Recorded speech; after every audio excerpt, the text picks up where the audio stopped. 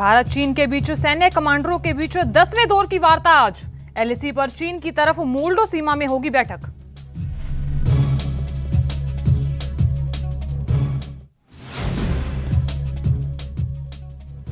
UP के मुजफ्फरनगर में प्रियंका गांधी करेंगी महापंचायत, किसानों को करेंगी संबोधित।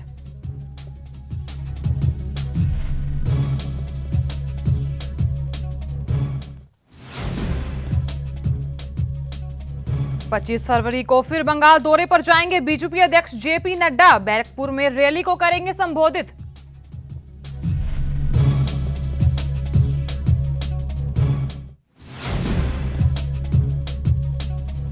लगातार 12वें दिन बढ़ी तेल की कीमतें। दिल्ली में 90.58 रुपए हुआ पेट्रोल और वहीं मुंबई में पेट्रोल 37 पैसे, डीजल 39 रुपए पैसे हुआ महंगा।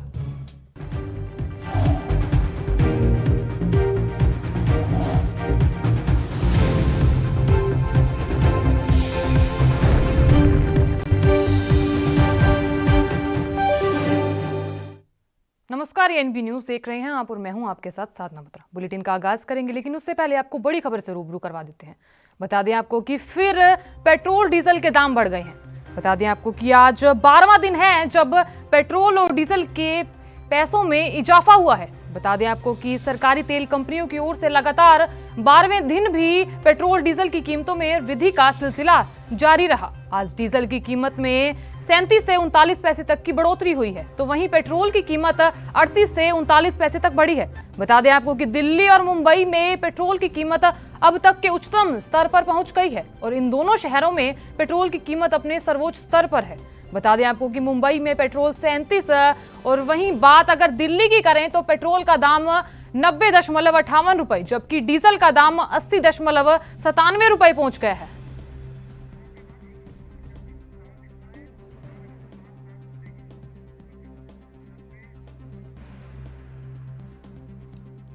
वहीं बता दें आपको कि मुंबई में पेट्रोल की जो कीमत है वो 97 रुपए और डीजल की कीमत 88.06 रुपए प्रति लीटर पहुंच गई है। लगातार पेट्रोल और डीजल की कीमतों में इजाफा हो रहा है और वहीं आज 12वां दिन है जब तेल की कंपनियों की ओर से लगातार कीमतों में वृद्धि का सिलसिला जारी रहा है। बता दें आपको कि डीजल की कीमत में 37 से 39 पैसे तक की बढ़ोतरी हुई है, वहीं पेट्रोल की कीमत में 38 से 39 पैसे तक की बढ़ोतरी हुई है। बता दें आपको कि लगातार तेल की कीमतें बढ़ रही हैं और इससे आम आदमी की जेब लगातार ढीली पड़ रही है। वहीं पेट्रोल की कीमत भी 38 से 39 पैसे तक बढ़ी है। बता दें आपको कि आज 12वां दिन है जब पेट्रोल डीजल की कीमतों में बढ़ोतरी हुई है। लगातार इजाफा हो रहा है पेट्रोल डीजल में।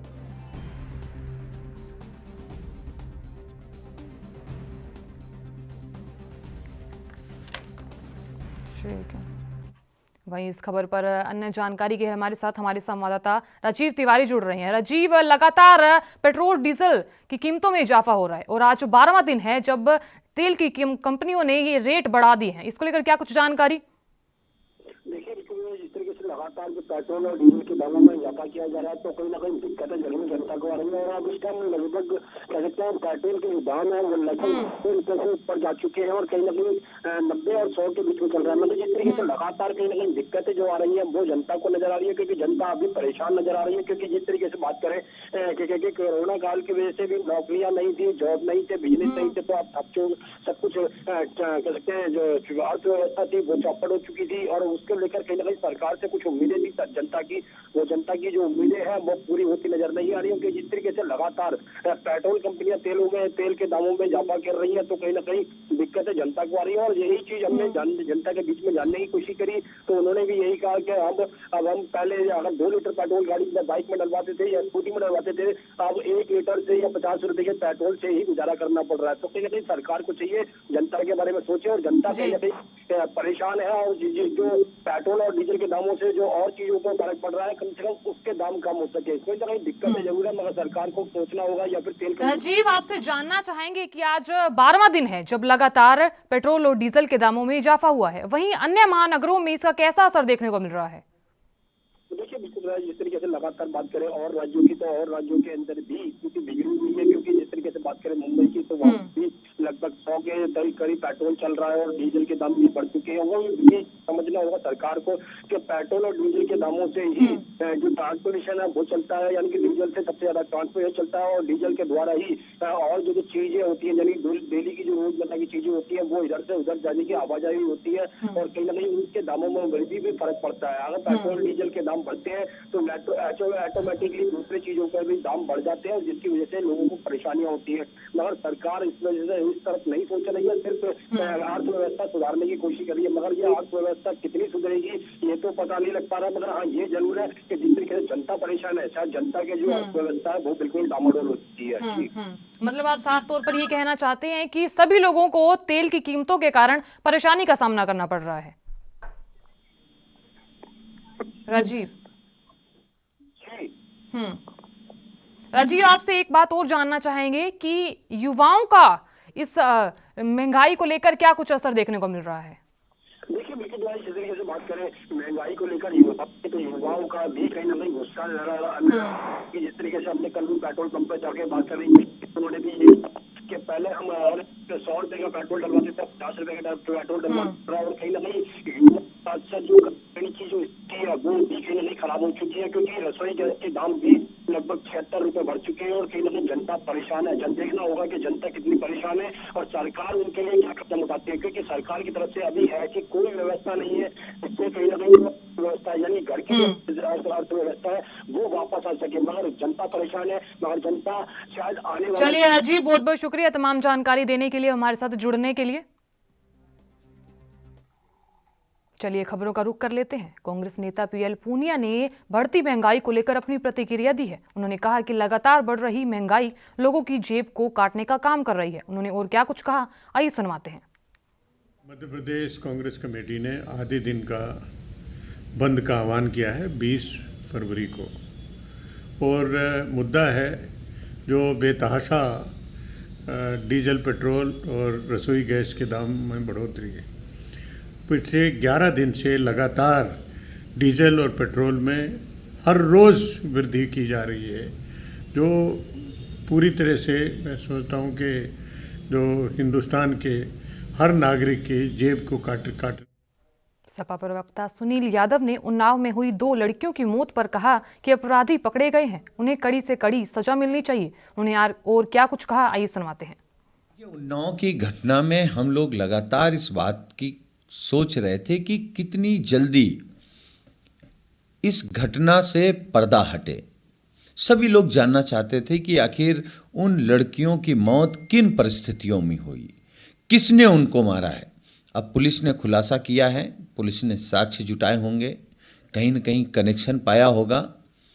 तो हम लोग भी यही चाह रहे थे कि दोषी पकड़े जाएं, और अब पुलिस की ये जिम्मेदारी है कि कितनी जल्दी चार्जशीट दाखिल करके इन आरोपियों को वो वहीं क्लाइमेट एक्टिविस्ट दिशा रवि को 3 दिनों की न्यायिक हिरासत में भेजा गया है। पटियाला हाउस कोर्ट ने दिल्ली पुलिस की मांग को मंजूर करते हुए यह आदेश दिया है। बता दें आपको कि जलवायु कार्यकर्ता ग्रेटा थनबर्ग ने दिशा रवि का समर्थन करते हुए कहा कि बोलने की आज़ादी लोकतंत्र का मूल हिस्सा होना चाहिए। उन्होंने ट्विटर हैंडल पर लिखा कि बोलने की आज़ादी, शांतिपूर्ण विरोध प्रदर्शन और जनसभा करना मानवाधिकार है और ये किसी की भी लोकतंत्र का मूल हिस्सा होना चाहिए। स्वीडन की रहने वाली एक्टिविस्ट ग्रेटा ने फ्राइडे फॉर फ्यूचर के एक ट्वीट पर रिप्लाई करते हुए ये बात लिखी है। उन्होंने कहा कि स्टैंड विद डिश रवि का हैशटैग भी दिया है। बता दें आपको ये कि थनबर्ग ने अगस्त 2016 में इस संगठन की स्थापना की थी, जब वह महज 15 साल की थी। बता दें दिल्ली पुलिस ने दिशा रवि को जलवायु कार्यकर्ता ग्रेटा थनबर्ग द्वारा साझा किए गए किसानों के आंदोलन का समर्थन करने वाले टूलकिट मामले में 13 फरवरी को बेंगलुरु से गिरफ्तार किया था। वहीं दिल्ली पुलिस का कहना था कि दिशा रवि के साथ साथ शांतनु मुलुक और निकिता जैकब ने किसान आंदोलन से जुड़ी इस टूल किट को एडिट किया था। दरअसल टूल किट में किसानों के प्रदर्शन को आगे ले जाने का प्लान था।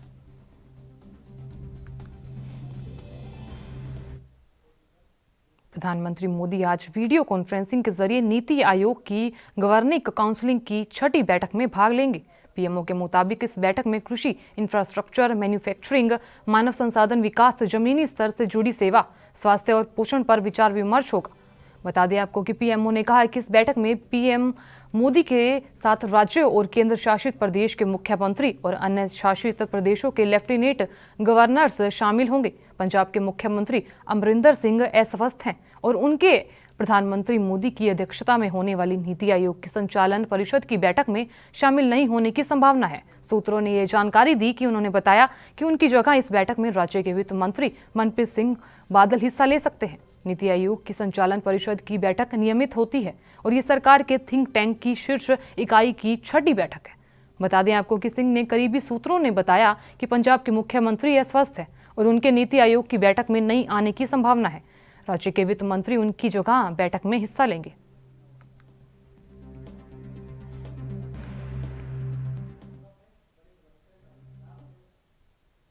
चलिए आपको इस वक्त की बड़ी खबर से रूबरू करवा देते हैं। इस वक्त की बड़ी खबर मथुरा से आ रही है हमारे सामने। बता दें आपको कि यूपी के मथुरा के राया में सड़क हादसा हुआ है। बता दें आपको कि कार और ट्रक के बीच टक्कर का मामला सामने आ रहा है हमारे सामने।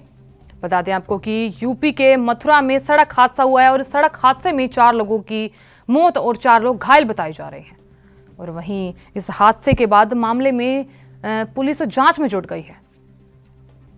यूपी के मथुरा से इस वक्त की बड़ी खबर हमारे सामने आ रही है। यहाँ यूपी के मथुरा के राया में सड़क हादसा हुआ है। बता दें आपको कि कार और ट्रक के बीच टक्कर हुई है और इस बीच 4 लोगों की मौत और 4 लोग घायल बताए जा रहे हैं।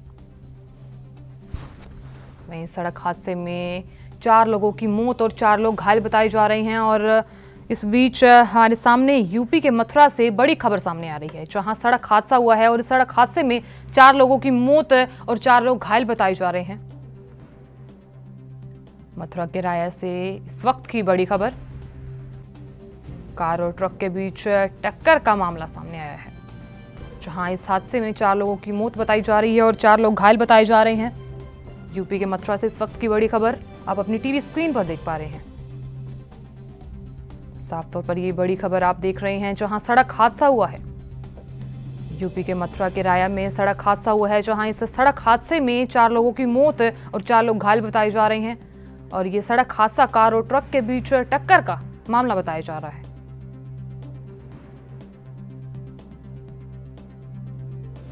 हादसे में 4 लोगों की मौत बताई जा रही है। आए दिन सड़क हादसों के मामले लगातार सामने आ रहे हैं और इस बीच यूपी के मथुरा से एक बड़ा हादसा सामने आया है, जहां टक्कर लगने से सड़क हादसा हुआ है और इस हादसे में 4 लोगों की मौत और 4 लोग घायल बताए जा रहे हैं। हादसे में 4 लोगों की मौत और 4 लोग घायल बताए जा रहे हैं। कार और ट्रक के बीच टक्कर हुई है और वहीं इस मामले में पुलिस लगातार जांच में जुट गई है।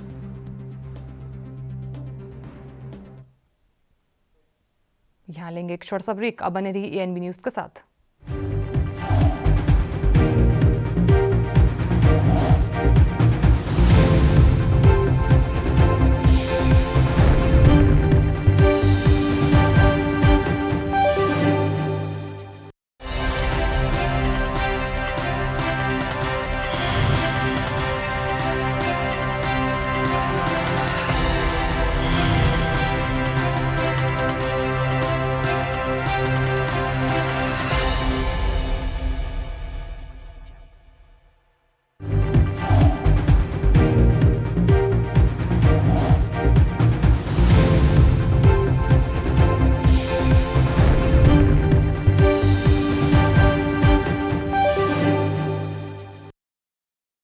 सभी का स्वागत है। बढ़ेंगे अगली खबरों की ओर। बीजेपी नेता माधव भंडारी ने सीएम ममता पर हमला करते हुए कहा कि सीएम ममता बीजेपी को कुचलना चाहती है। उन्होंने और क्या कुछ कहा, ये सुनवाते हैं।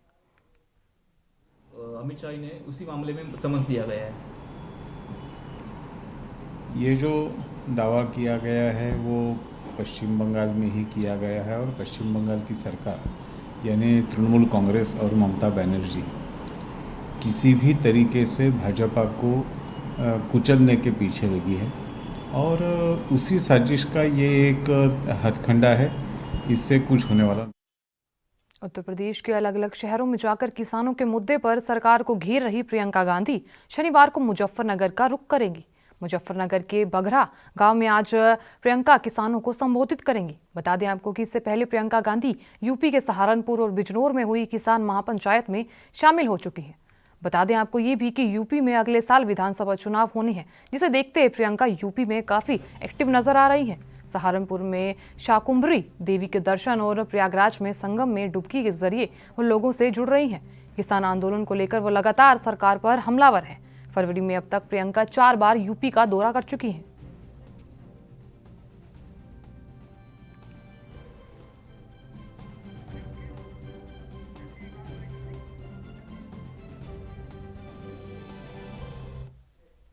चलिए आपको बड़ी खबर से रूबरू करवा देते हैं।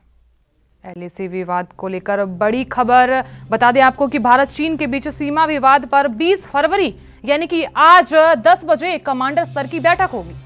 बता दें आपको कि दोनों देश फ्रिक्शन पॉइंट से डिसएंगेजमेंट में मुद्दे पर चर्चा करेंगे, यानी कि अब आगे के हालातों पर चर्चा की जाएगी। अब बता दें आपको कि गोगरा हॉट स्प्रिंग और देपसांग एजेंटे पर चर्चा की जाएगी। बता दें आपको कि भारत चीन के बीच सीमा विवाद पर 20 फरवरी यानी कि आज 10वें दौर की बातचीत होगी। बता दें आपको कि आगे के हालातों पर चर्चा की जाएगी। LAC विवाद को लेकर इस वक्त की बड़ी खबर, भारत चीन के बीच 10वें दौर की वार्ता होगी आज।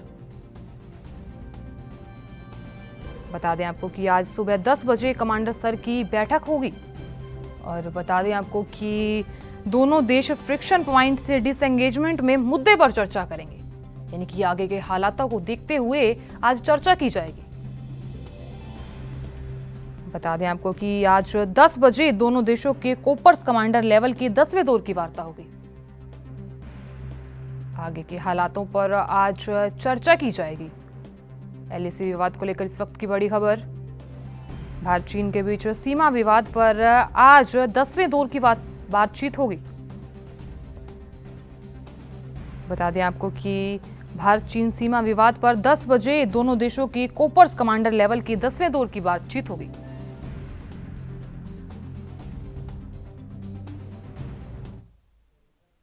सरकार वाहनों के इलेक्ट्रीकरण पर जोर दे रही है और इलेक्ट्रिक वाहनों के प्रयोग को बढ़ावा देने के लिए केंद्र सरकार नई नई योजनाओं को शुरू कर रही है। पेट्रोल डीजल पर निर्भरता को कम करने के लिए अब सरकार देश में इलेक्ट्रिक ट्रैक्टर उतारने जा रही है। बता दें आपको इस बात की घोषणा स्वयं केंद्रीय सड़क परिवहन मंत्री नितिन गडकरी ने दी है। और आज नितिन गडकरी ने गो इलेक्ट्रिक कैंपेन के लॉन्च के मौके पर कहा है कि सरकार अगले 15 दिनों के भीतर देश में इलेक्ट्रिक ट्रैक्टर को लॉन्च करेगी। और इसके अलावा उन्होंने सरकारी मंत्रालयों और विभाग के सभी अधिकारियों के लिए इलेक्ट्रिक वाहनों का उपयोग करना अनिवार्य करने की बात कही है। गडकरी ने यह भी कहा कि सरकार को घरों में रसोई गैस खरीदने के लिए समर्थन देने की बजाय बिजली पकाने के उपकरण खरीदने के लिए सब्सिडी देनी चाहिए। और उन्होंने साथ ही ये भी सुझाव दिया कि सभी सरकारी अधिकारियों के लिए इलेक्ट्रिक वाहनों का उपयोग अनिवार्य किया जाना चाहिए। बता दें कि हाल ही में नितिन गडकरी ने देश की पहली CNG पावर ट्रैक्टर को लॉन्च किया था। और ये एक डीजल ट्रैक्टर है जिसे CNG में कन्वर्ट किया गया है और ये अपने तरह का देश का पहला ट्रैक्टर है। बता दें आपको कि ये ट्रैक्टर केंद्रीय मंत्री नितिन गडकरी का ही है जिसमें CNG में कन्वर्ट किया गया है। सरकार का दावा है कि इस ट्रैक्टर के प्रयोग से खर्च की तकरीबन 35% तक घटाया जा सकता है।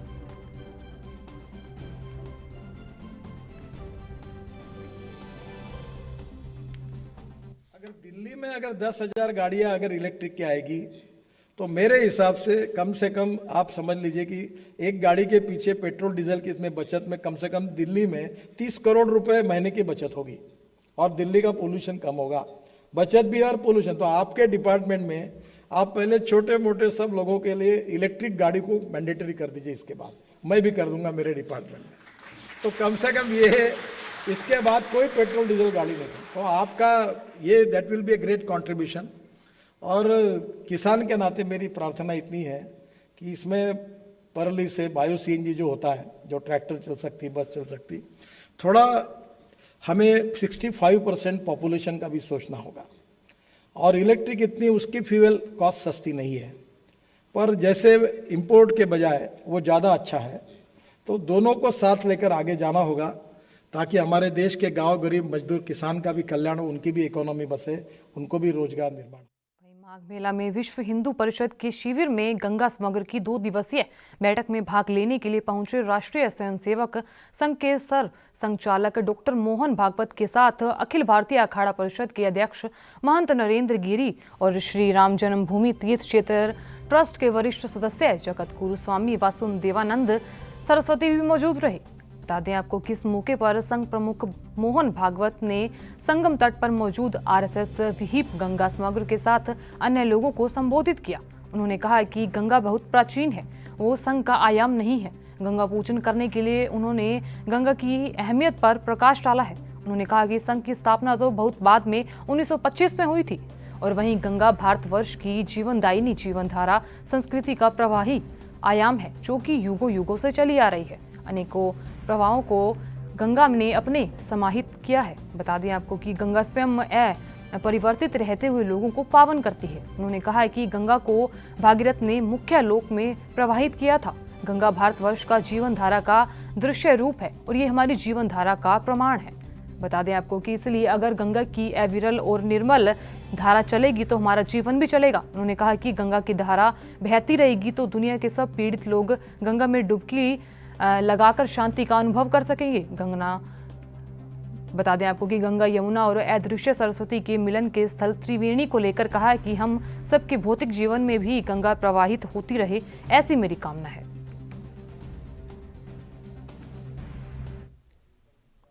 बिहार बोर्ड ने शुक्रवार को 10वीं कक्षा के लिए हुई सामाजिक विज्ञान की परीक्षा को रद्द कर दिया। बता दें आपको कि सुबह परीक्षा शुरू होने से पहले पेपर लीक हो गया था। पेपर लीक मामले में एसबीआई झाझा के 3 कर्मियों को गिरफ्तार किया गया और इस बीच नेता प्रतिपक्ष और राष्ट्रीय जनता दल के नेता तेजस्वी यादव ने पेपर लीक मामले को विधानसभा में उठाया। साथ ही आपको ये भी बता दें कि जमुई जिले के झाझा से सामाजिक विज्ञान का पेपर लीक हुआ था और पेपर लीक मामले में पुलिस ने एफआईआर दर्ज कर जांच शुरू कर दी है। यही नहीं, मुख्यमंत्री नीतीश कुमार ने बोर्ड अध्यक्ष को मामले पर कार्रवाई के निर्देश दिए थे। पेपर लीक मामले में एसबीआई झाझा ने 3 कर्मियों को गिरफ्तार कर लिया है। पेपर यही रिजर्व करके रखा गया था। गिरफ्तार संविदा कर्मी विकास कुमार का कोई संबंधी इस साल बोर्ड परीक्षा में शामिल हो रहा है और उसे फोटो खींचकर भेजा था। बता दें आपको कि विकास कुमार के अलावा एसबीआई झाझा की ही अजीत कुमार और शशिकांत चौधरी को भी गिरफ्तार किया गया है। पेपर लीक को लेकर तेजस्वी यादव ने आज ये मुद्दा विधानसभा में भी उठाया है। बाद में तेजस्वी ने ट्वीट कर सरकार पर आरोप लगाया। उन्होंने कहा है कि बिहार में कोई भी ऐसी परीक्षा नहीं जिसमें कोई धांधली नहीं हुई हो।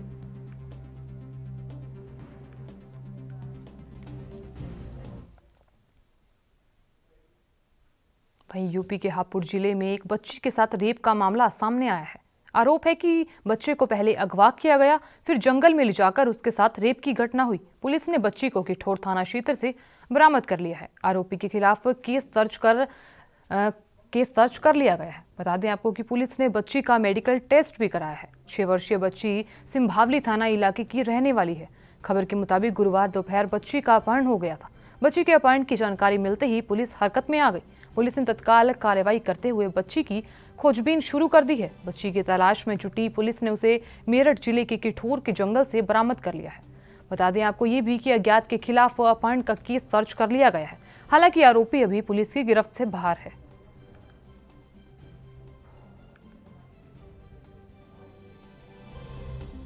सिंभावली थाना क्षेत्र में एक पुलिस एंगेजमेंट हुई है जिसमें एक व्यक्ति को गोली लगी है। पुलिस ने उसको हिरासत में लिया है।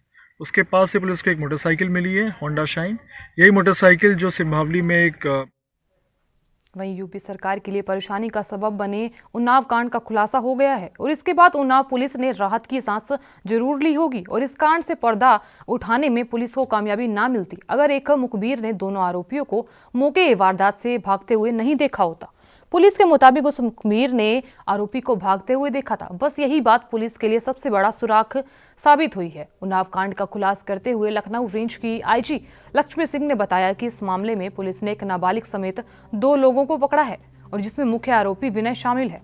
बता दें आपको कि वारदात के समय उसके साथ उसका नाबालिग दोस्त भी मौके पर मौजूद था। जब ये दोनों वारदात को अंजाम देने के बाद खेत से भागकर रिहायशी इलाके की तरफ जा रहे थे तभी पुलिस के एक मुखबिर की नजर इन दोनों पर पड़ गई थी और जब पुलिस इस केस की जांच के दौरान तीनों थ्योरी को आधार बनाकर जांच कर रही थी तो उसमें एक थ्योरी प्रेम प्रसंग भी शामिल था, और जब इस मामले का खुलासा हुआ तो वही थ्योरी सच साबित हुई।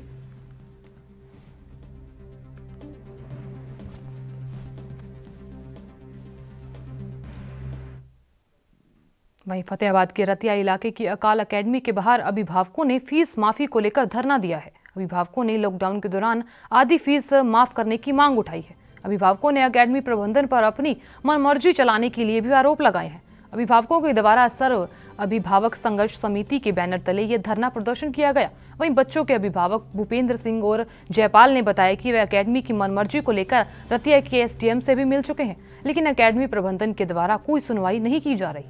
वहीं पेरेंट्स का कहना है कि आज उन्होंने तंग आकर अकेडमी के गेट के बाहर धरना दिया है। अगर फिर भी कोई सुनवाई नहीं होती तो वह 25 फरवरी को दोबारा वापस आएंगे और अकेडमी के गेट पर ताला जड़ देंगे। बता दें आपको कि अभिभावकों ने बताया कि लॉकडाउन के दौरान उनके बच्चे स्कूल में नहीं आए, लेकिन फिर भी 50% फीस देने के लिए राजी हैं, लेकिन अकेडमी प्रबंधन फीस काम नहीं कर रहा और इसी के चलते सभी अभिभावकों में रोष है।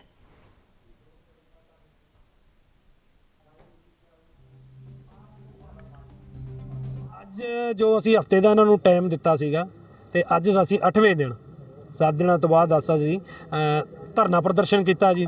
ਬਹੁਤ ਮੇਰੇ ਵੀਰ ਇੱਥੇ ਸਹਿਯੋਗ ਦਿੱਤਾ, ਵੀਰਾਂ ਨੇ ਬੀਬੀਆਂ ਨੇ ਸਹਿਯੋਗ ਦਿੱਤਾ। ਦਸ਼ਮੇਸ਼ ਨਗਰ ਤੋਂ ਵੀ ਆਏ ਸੀ ਵੀਰ ਮੇਰੇ ਤੇ ਅਸੀਂ ਸ਼ਾਂਤੀਮਈ ਢੰਗ ਨਾਲ ਅਸੀਂ ਉਹਦਾ ਜੋ ਹੈ ਪ੍ਰੋਟੈਸਟ ਕੀਤਾ ਜੀ। ਅੱਜ ਅੱਗੇ ਦੀ ਕੀ ਰਣਨੀਤੀ ਬਣਾਈ ਹੈ? ਅੱਗੇ ਦੀ ਵੀਰ ਜੀ ਅਸੀਂ ਇਹਨਾਂ ਨੂੰ ਇੱਕ ਹਫਤੇ ਦਾ ਟਾਈਮ ਹੋਰ ਦੇ ਕੇ ਚੱਲੇ ਆ। ਠੀਕ ਹੈ ਜੀ, ਅਸੀਂ 25 ਤਰੀਕ ਨੂੰ ਫਿਰ ਅਸੀਂ ਇੱਥੇ ਇਹਨਾਂ ਨੂੰ ਕਿਹਾ ਨਹੀਂ ਅਸੀਂ ਇਸ ਅਕੈਡਮੀ ਨੂੰ ਤਾਲਾ ਲਾ ਦਿਆਂਗੇ। ਅਸੀਂ ਜੋ ਸਿਆਣੇ ਬੰਦੇ ਨੇ, ਜਦੋਂ ਇਹ ਅਕੈਡਮੀ ਬਣੀ ਸੀ, ਜਿਨ੍ਹਾਂ ਦਾ ਇਹਦੇ ਵਿੱਚ ਪੂਰਾ ਸਹਿਯੋਗ ਰਿਹਾ, ਸਭ ਰਿਹਾ, ਉਹਨਾਂ ਨੂੰ ਨਾਲ ਲਿਆ ਕੇ ਅਸੀਂ ਅਕੈਡਮੀ ਨੂੰ ਲੌਕ ਕਰ ਦੇ। ਸ਼ਰਮੀ ਧਾਰ ਲਈ ਹੈ। ਅਸੀਂ ਇਹਨਾਂ ਨੂੰ ਇੱਕ ਹਫ਼ਤਾ ਪਹਿਲਾਂ ਮੀਟਿੰਗ ਲਈ। ਮੀਟਿੰਗ ਦੇ ਵਿੱਚ ਇਹਨਾਂ ਨੂੰ ਇੱਕ ਹਫ਼ਤੇ ਦਾ ਟਾਈਮ ਦਿੱਤਾ ਵੀ ਸਾਡੀ ਇੱਕ ਹਫ਼ਤੇ ਅੰਦਰ ਗੱਲ ਸੁਣੋ। ਸਾਡੀ ਮੁੱਖ ਮੰਗ ਹੈ, ਸਾਡੀ ਹੈਗੀ ਹੈ ਜੋ ਵੀ 50% ਸਾਡੀ ਲੋਕਡਾਊਨ ਦੇ ਦੌਰਾਨ ਜਿਹੜੀ ਫੀਸ ਹੈ ਮਾਫ ਕੀਤੀ ਜਾਵੇ ਅਤੇ ਜਿੰਨੇ ਵੀ ਹੋਰ ਖਰਚੇ ਨੇ ਉਹ ਨਾ ਲਾਏ ਜਾਣ। ਤਾਂ ਇਹਨਾਂ ਨੇ ਸਾਨੂੰ ਮਿਲਣ ਦੀ ਬਜਾਏ ਸਾਨੂੰ ਕੋਈ ਇਹਨਾਂ ਨੇ ਸਿੱਧਾ ਪੱਤਰ ਨਹੀਂ ਦਿੱਤਾ, ਜਿਸ ਤੋਂ ਦੁਖੀ ਹੋ ਕੇ ਅੱਜ ਅਸੀਂ ਸਾਰੇ ਪੇਰੈਂਟਸ ਇਕੱਠੇ ਹੋ ਕੇ ਧਰਨਾ ਪ੍ਰਦਰਸ਼ਨ ਕੀਤਾ। ਜੇ ਅਗਰ ਫਿਰ ਵੀ ਸਾਡੀ ਇਹ ਮੰਗ ਨਹੀਂ ਮੰਨਦੇ ਤਾਂ ਇਸ ਤੋਂ ਵੱਡਾ ਅੰਦੋਲਨ।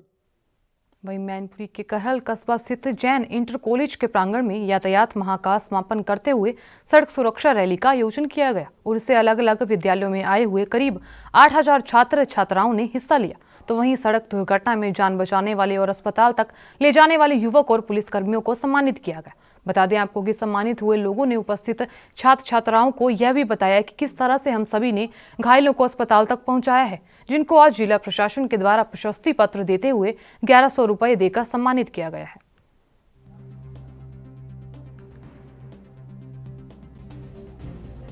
राष्ट्रीय सड़क सुरक्षा माह अब समापन की ओर है और इसी कंटेक्स्ट में करहल के नगरवासियों ने प्रशासन और पुलिस के सहयोग से यहाँ पे एक विशाल रैली आयोजन करने का प्रण किया था, जिस प्रण को उन लोगों ने आज पूरा किया है। एडीएम साहब और एडिशनल एसपी साहब की अध्यक्षता में आज ये पूरी रैली हुई है, जिसमें लगभग 8000 बच्चों ने भाग लिया है। जैन इंटर कॉलेज से प्रारंभ होकर यह रैली आगे बढ़ी और अभी तक आप जैसे अपने बैकग्राउंड में देख रहे होंगे, ये रैली भी कंटिन्यूड है।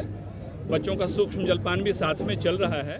देखिए, राष्ट्रीय सड़क सुरक्षा जो सप्ताह मनाया जा रहा है, इसमें आरटीओ के साहब के नेतृत्व में आपके एडिशनल साहब हैं और एडीएम और एसडीएम हमारे थानाध्यक्ष और जैन इंटर कॉलेज के जो बालक और विद्यालय के जो बच्चों हैं, उनको इस सड़क सुरक्षा के बारे में बताया गया है। आप सभी जानते हैं कि आए दिन जो दुर्घटनाएं होती हैं, चाहे वो लापरवाही हो या सावधानी हो या कोई जानकारी न हो नियम कानून का, तो इसमें सबको मालूम है कि बेल्ट लगा के चलना है, हेलमेट लगाना है, कितनी दूरी बनाए रखनी है, दाएं चलना बाएं चलना है, कब किधर चलना है। और इसमें आए दिन जो दुर्घटनाएं हो रही है, इसमें बहुत बड़ी नुकसान होता है, गवर्नमेंट को भी होता है और जो समाज में जो भी लोग होते हैं, इस परिवार का होता है, वो विकसित हो जाता है और सारी बहुत विकास। फिलहाल के लिए इस बुलेटिन में इतना ही। दीजिए इजाजत मुझे। नमस्कार।